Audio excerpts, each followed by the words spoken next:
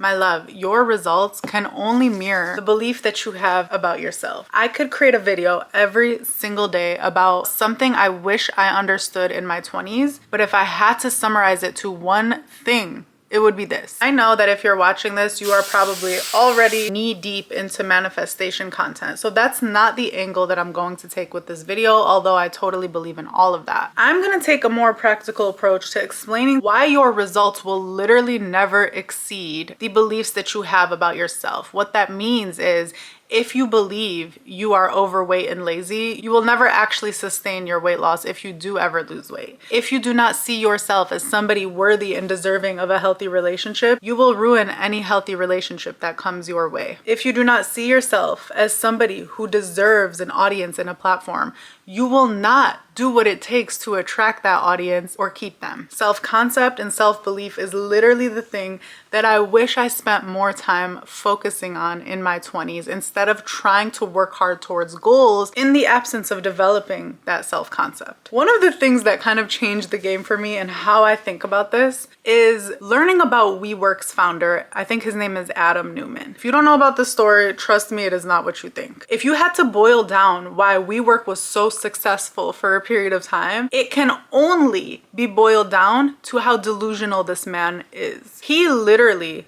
lied about everything and got people to invest millions of dollars into an idea that actually wasn't real. There's a show called We Crashed. I think it's on Amazon Prime. It kind of chronicles the whole experience. And Hulu also has a documentary about WeWork where they literally interview the founder, and he's so delusional that he doesn't even realize they're creating a documentary to kind of ridicule how big of a liar and a sham and a scam he was. I tell you this story because as I was watching it, this thing just clicked in my brain where I'm like, I am not a scam. However, I don't believe in myself the way this psycho does. And he was able to get so much farther in life because he had this almost criminal belief in himself. Before we go any further, please understand me clearly. I am not trying to advise you to be a scam artist and to sell people on a lie. I am just trying to show you that there are people who lack the skill and the intelligence and the deservingness that you have, who are out here getting their bag just because they are audacious enough to believe in themselves. I would even argue they don't have a right to believe in themselves the way that you have a right to believe in yourself, but they're not letting that stop them now, are they? There's this quote that I heard not too long ago where it said, "Have the confidence of a mediocre white man."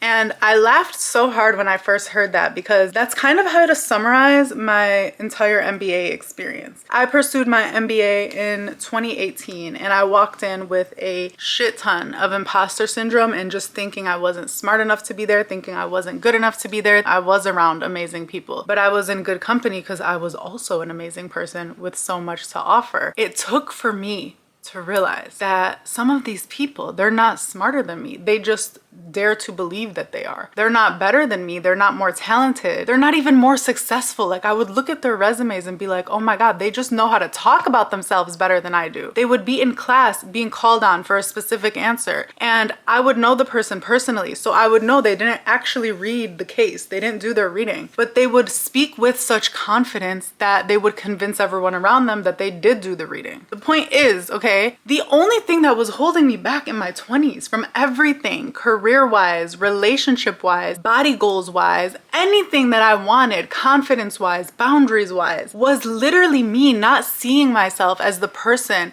who deserves to have those things.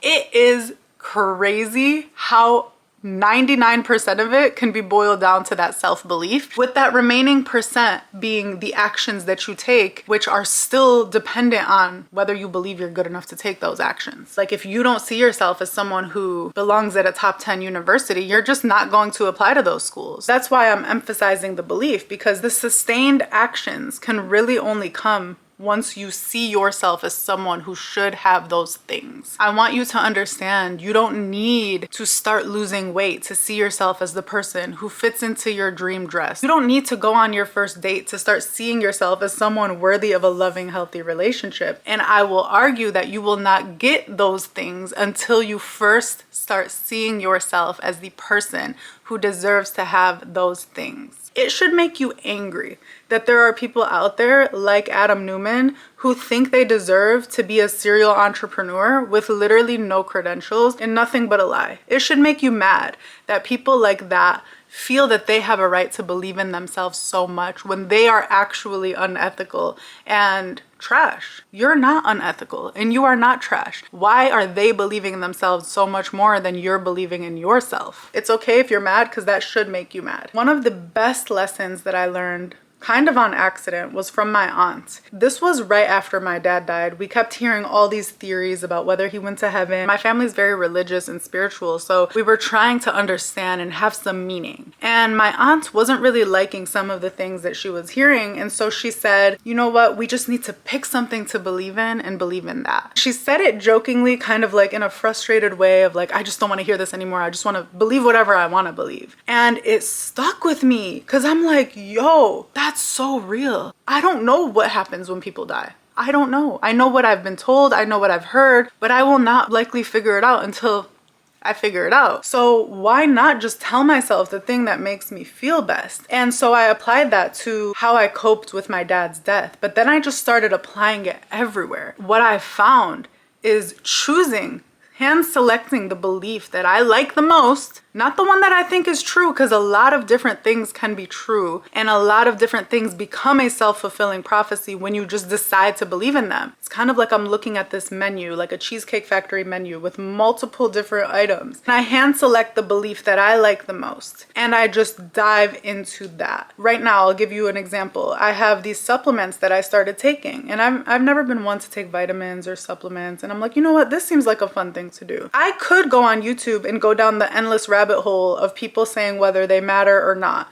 My mom is also a pharmacist. She will be the first one to tell me that most supplements are a lie. But what I do know is I don't care about that. I want to feel like a girl who takes supplements. It seems cute. It seems healthy. It seems like a healthy thing to do. And for that reason alone, I want to take supplements because I want to choose the belief that these things are helping me with my skin and my hair and my health and my digestion. And I just want to believe that. And I truly know, because of the placebo effect and because of me doing this in the past, that when you choose to believe that, you then step into the identity. Every day when I take my little pills, I step into the identity of a health conscious girly.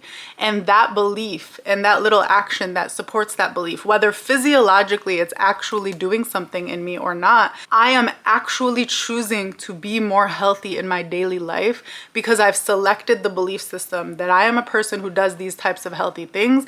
And therefore, these are the kinds of behaviors I do. And these are the kinds of behaviors that I don't do. And I am someone that works out regularly. And I am somebody that drinks more water because that just naturally goes along with this belief that I've selected. That's kind of how I've learned to rationalize the placebo effect too, where your mind can do such powerful things, and sometimes you just pick a belief that you want to believe in and you will literally make it true. The other thing that's at play here is the confirmation bias. I actually want to talk about this in a way that is a little bit more intentional than how it's usually talked about. The way confirmation bias is usually talked about is kind of this like unconscious thing that we do. We think something is true, and so then we go out and unconsciously try to make it true. We will only look at the facts that support this claim. We will only have the kinds of conversations that lead to this being a true thing for us. If you're like me, you're kind of aware when you're doing that. But what I actually want you to do is employ the confirmation bias consciously. If you decide that you want to lose weight, and in order to do that, you believe intermittent fasting is the only way, then only watch videos about intermittent fasting and how it's worked for people. Intentionally do not watch videos about how people track their calories from 9 to like 8 p.m. If this is something you want to believe, you pick that belief and you want to believe in it, it will work for you as long as you double down on the things that support that so that you can actually have a belief in the process that you've chosen. One of the beliefs that I have right now is that I'm transforming my life like never before. Like, I literally write that in my journal every day. I refuse to believe anything else. Having this belief allows me to take actions every day that actually will make that belief come true. But one thing that I don't do anymore is talk to skeptical people. I don't want to talk to people who bring out the inner skeptic in me, because that's not what I need right now. I will only talk to people who also are comfortable having these big dreams and visions that they're chasing. I will only watch YouTube videos of people who are also transforming their life like never before, because that feeds the belief that I want to have. It's this conscious confirmation bias about what I want to be true about my reality, what I want to be true about my life. And I say that this is something I wish I knew in my 20s, because every time I would want to believe in myself, I would actually do the opposite of finding reasons why I'm wrong. I think I was so scared to go all in and actually believe that I could do something that I would literally do the opposite of the confirmation bias, where I would seek out ways that I was wrong so that that could make me feel better, that, oh, well, it's a good thing you didn't try, because see, that person couldn't do it and that person couldn't do it, and had you actually went all in and tried that, then this is what would end up happening to you. I was so scared to believe in myself that I would just talk myself out of things, when in reality, the reason it didn't work was because I did that, not because it wasn't going to work. There was just as much, if not maybe even more, evidence that that could have worked out for me if I did go pursue that. But guess what? I wasn't seeking out that evidence because I wanted to make things fail quickly so that I didn't invest so much emotion and time and energy and end up disappointed. The irony is that I just expedited my disappointment. There was a huge chance that I wasn't going to be disappointed, that I was actually going to have a life beyond my wildest dreams. But because I wasn't ready to see myself as someone who could have that, I saw myself as someone that was going to be disappointed. And so I became that person. How freaking crazy and ironic is that? Look, I know the Delulu is the Salulu convo is so mainstream now and just like kind of confusing, but that's really what people mean, is like having this self-belief, daring to see yourself as the person who can accomplish certain things, who can get into their dream school, who can have their dream relationship or their dream vacation or whatever it is that you're wanting, that you're afraid to allow yourself to want. Like, if I could go back to my younger self, that's genuinely what I would tell her. I would tell her that the reason you don't have what you want is because you don't think you deserve those things. The reason you don't yet have what you want is because you're too afraid to see yourself as the person who can have those things. Not because you were right all along at how hard those things were, not because of all these limiting beliefs that you're choosing to think are the reason. That's not the reason. The reason is because you just were too scared to believe that you could. That's it. Point blank, period. Because if you get to the place right now, today, to see yourself as the person who should have all of those things, you will start to take the consistent action towards bringing those things into your life. It's law. It's literally inevitable. It is such an incredibly empowering place to be because it touches every single aspect of your life. I'm at a place now where I know that I create my results in any domain of my life. And that result, if there's anything in my life that isn't the way that I want it to be, it's because somewhere I don't see it. Somewhere I'm failing to see that for myself. And it just makes everything so much more doable and so much more clear because you can control that. That's actually something within my control. And that's why I'm saying, like, of all the things I would go back and tell my 20-something self, this is the one. This is the thing that if I could go back and just shake her and be like, listen, stop. Stop trying to find evidence that you're wrong. Just make yourself right.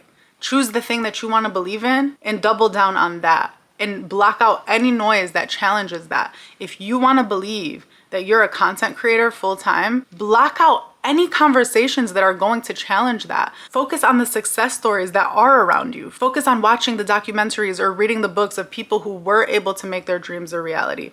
Focus on the evidence that you're creating as you're putting out videos, that people are sending back that feedback to you. I wish I could go back to her and just ingrain the importance of that self-belief in her. It is an incredibly powerful tool. And honestly, looking back, I don't know if I was ready to feel that powerful. Something tells me that you're ready to feel that powerful. I really hope you take heed to this advice because it will freaking change your life. Let me know if you have any questions about this or if there's something that you're going through right now that this would help clarify for you. I love you so much. And as always, stay powerful, my love.